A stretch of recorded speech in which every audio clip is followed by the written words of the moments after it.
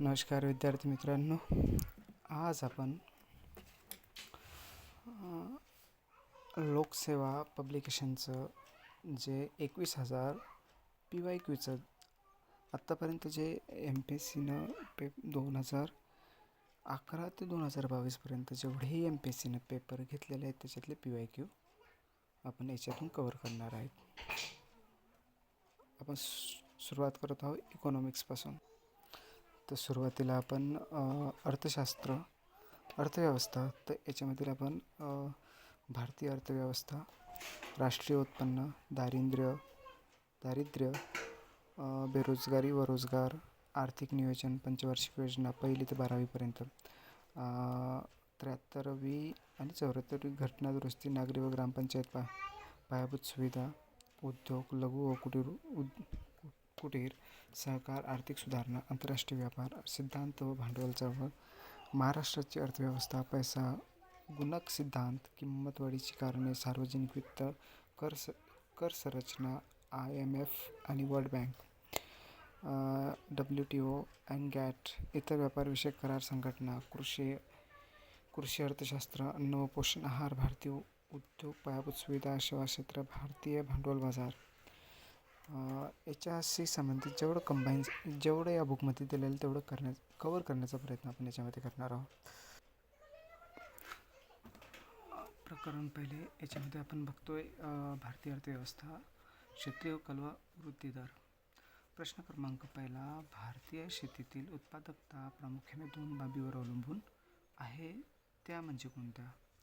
तर ऑप्शन क्रमांक बघायचे आहेत आपल्याला. खाली ऑप्शन दिलेले आहेत ते म्हणजे अ तांत्रिक घटक, ब मनुष्यबळ, क संस्थात्मक घटक, ड सिंचन सुविधा. तर याच्यामधील उत्तर ऑप्शन आहे 1 नंबरचं, जसं की अ आणि क म्हणजे काय, तांत्रिक घटक आणि संस्थात्मक घटक. प्रश्न क्रमांक दुसरा, खालीलपैकी कोणते विधान बरोबर आहे? खालीलपैकी कोणते विधान बरोबर आहेत? तर याच्यामध्ये आर्थर लुईस यांच्या मते नैसर्गिक संसाधने व आर्थिक विकास एकमेकावर अवलंबून असतात. ब आर्थर लुईस यांच्या मते नैसर्गिक संसाधने व आर्थिक विकास एकमेकावर अवलंबून नसतात. तर याचं उत्तर आहे बरोबर. म्हणजेच काय, आर्थर लुईस यांच्या मते नैसर्गिक संसाधने व आर्थिक विकास एकमेकावर अवलंबून असतात. ऑप्शन क्रमांक 1 ऑप्शन बरोबर आहे. प्रश्न क्रमांक 3 काय म्हणतो, अर्थव्यवस्थेच्या मूळ रचनेत बदल न होता तिच्या एका किंवा अनेक क्षेत्रात झालेला विस्तार म्हणजे आर्थिक वृद्धी होय, असे कोणी म्हटले? काय म्हणते, अर्थव्यवस्थेच्या मूळ रचनेत बदल न होता तिच्या एका किंवा अनेक क्षेत्रात झालेला विस्तार म्हणजे आर्थिक वृद्धी होय, असे कोणी म्हटले आहे? तर ऑप्शन क्रमांक 1 गुन्नार मेडाल, ऑप्शन क्रमांक 2 John Friedman, Arthur Lewis, Joseph Schumpeter. तर या प्रश्नाचं उत्तर आहे ऑप्शन क्रमांक 2 जॉन फ्रीडमन. प्रश्न क्रमांक 4, विभागीय असंतुलन दूर करण्यासाठी रिकामी जागा हे उपाय आहेत. ते कुठले उपाय आहेत? ऑप्शन क्रमांक 4 आहे अ, ब आणि ड बरोबर. म्हणजे साधन संपत्तीचे हस्तांतरण, खास क्षेत्रीय विकास कार्यक्रम, मागास भागात गुंतवणुकीला चालना. ओके. प्रश्न क्रमांक 5, महाराष्ट्रातील प्रादेशिक असमतोलतेचा सखोल अभ्यास करण्यासाठी सन 1983 मध्ये कोणत्या अर्थतज्ज्ञांच्या मार्गदर्शनाखाली एक सत्यशोधक समिती स्थापन केली होती? तर ते ऑप्शन क्रमांक 3 त्याचं उत्तर आहे V.M. दांडेकर. प्रश्न क्रमांक 6, 1950 ते 51 ते 2013 ते 14 या काळात भारतातील स्थूल राष्ट्रीय उत्पादनातील द्वितीय क्षेत्रांचा हिस्सा रिकामी जागा टक्क्यांनी वाढला आहे. तो किती आहे? 16.6 ते 26.2.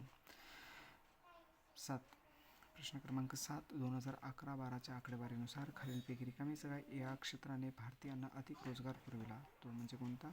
ऑप्शन क्रमांक 3 शेती व शेती संबंधित उपक्रम. प्रश्न क्रमांक 8, खालीलपैकी कोणते विधान समष्टी अर्थशास्त्रीय स्थिरीकरणाचे वर्णन करते? तर ते कमी आणि स्थिर दरवाढीस, समवेत अविनाशी राजकोषीय आणि व्यापाऱ्यांच्या ताळेबंदाची स्थिती. प्रश्न काय म्हणते, खालीलपैकी कोणते विधान समष्टी अर्थशास्त्रीय स्थिरीकरणाचे वर्णन करते? तर हे कमी आणि स्थिर दरवाढी समवेत अविनाशी राजकोषीय आणि व्यापारांच्या ताळेबंदांची स्थिती. प्रश्न क्रमांक 9, भारतात बचतीचा सर्वात महत्त्वाचा स्रोत खालीलपैकी कोणता आहे? तर ते आहे घरगुती बचत. प्रश्न क्रमांक 10, खालीलपैकी कोणते विधान लेझेस फेअर किंवा अनिर्बंध धोरण या शब्दाचे वर्णन करते? तर ते आहे मुक्त बाजारपेठेत सरकारचा हस्तक्षेप नाही. ऑप्शन क्रमांक 2.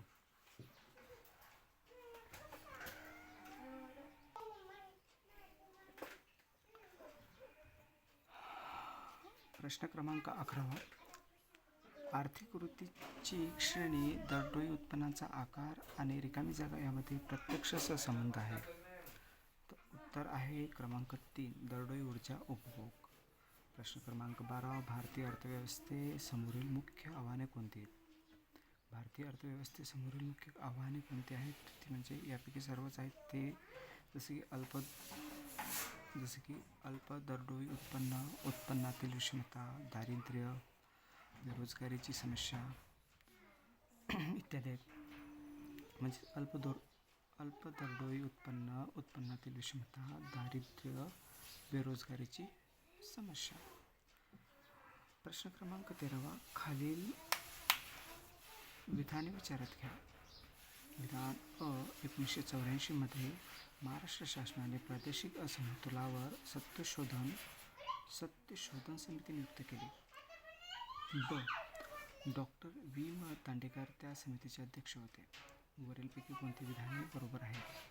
अ आणि ब दोन्ही बरोबर आहेत. कारण ते 1984 मध्ये महाराष्ट्र शासनाने प्रादेशिक असमतोलावर सत्यशोधन समिती नियुक्त केली. Doctor V. म. दांडेकर त्या समितीचे अध्यक्ष होते. प्रश्न क्रमांक 14, 2011-12 या वर्षी 2004 ते 2005 या स्थिर किमतीला तृतीय क्षेत्रांचा शेकडा हिस्सा काय आहे? तर त्याचा आहे 57.42%. प्रश्न क्रमांक 15, थॉमस पिकेटीचे पुस्तक कॅपिटल 2013 खालीलपैकी कशाचे विश्लेषण करते? थॉमस पिकेटीचे पुस्तक कॅपिटल खालीलपैकी कशाचे विश्लेषण करते? ते विकसित जगामध्ये तीव्र असमतेचा उदय. पर्याय क्रमांक 3 बरोबर आहे. खालीलपैकी कोणते भारताच्या विकासातील महत्त्वाचे मुद्दे आहेत? तर ते म्हणजे वरीलपैकी सर्व, जसे कमी दरडोई उत्पन्न, आर्थिक वाढीचा कमी दर, बेरोजगारीचा प्रश्न, दारिद्र्य रेषेखालील असलेल्या लोकांचे वाढते प्रमाण, लोकसंख्येचा आकार, साधने व भांडवल यांचा असमतोल. प्रश्न क्रमांक 17, 1950 ते 51 ते 2013-14 या काळात एकूण स्थूल देशांतर्गत उत्पादनामध्ये शेती क्षेत्राचा वाटा रिकाम्या जागा प्रवृत्ती दर्शवितो तर घटते. उत्तर आहे त्याचं ऑप्शन क्रमांक 2 घटते. प्रश्न क्रमांक 18, भारत सरकारने स्वीकारलेल्या समग्र आर्थिक स्थिरीकरण कार्यक्रमामध्ये रिकामी जागा यासारख्या उपायांचा समावेश होतो.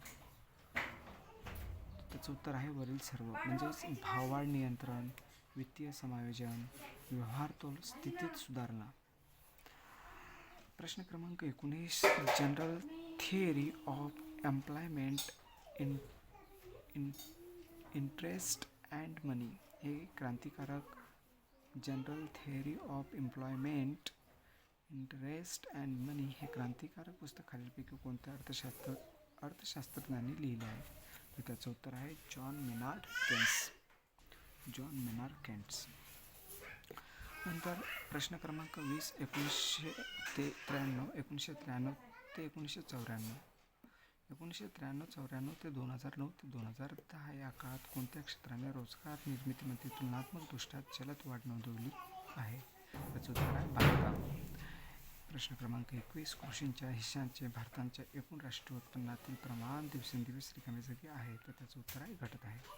1950 ते 1980 या काळातील भारताच्या अर्थव्यवस्थेचा वृद्धी दर रिकाम्या जागा होता तर तो म्हणजे 3.5 होता. 1950 ते 1980 या काळात भारताच्या अर्थव्यवस्थेचा वृद्धी दर रिकामी जागा होता, तो म्हणजे उत्तर आहे त्याचं 3.5% होता. प्रश्न क्रमांक 23. खालीलपैकी कोणते किंवा कोणती भारतीय अर्थव्यवस्थेपुढील आव्हाने आहेत? तर त्याचं उत्तर सर्वच आहे. म्हणजे साधन सामुग्रीची जमवाजमव करणे, पायाभूत सुविधांचा विकास करणे, जागतिक व्यापार संघटनेशी म्हणजे WTO संबंधित आव्हान, शासनाची बदलती भूमिका. ओके. प्रश्न क्रमांक 24. पुढील विधानांचा विचार करा. भारतातील संपत्तींच्या विषम वाटपासंदर्भात लोकांचे वैशिष्ट्य. काय म्हणते? पुढील विधानांचा विचार करा. भारतातील संपत्तीच्या विषम वाटपासंदर्भात लोकांचे वैशिष्ट्य.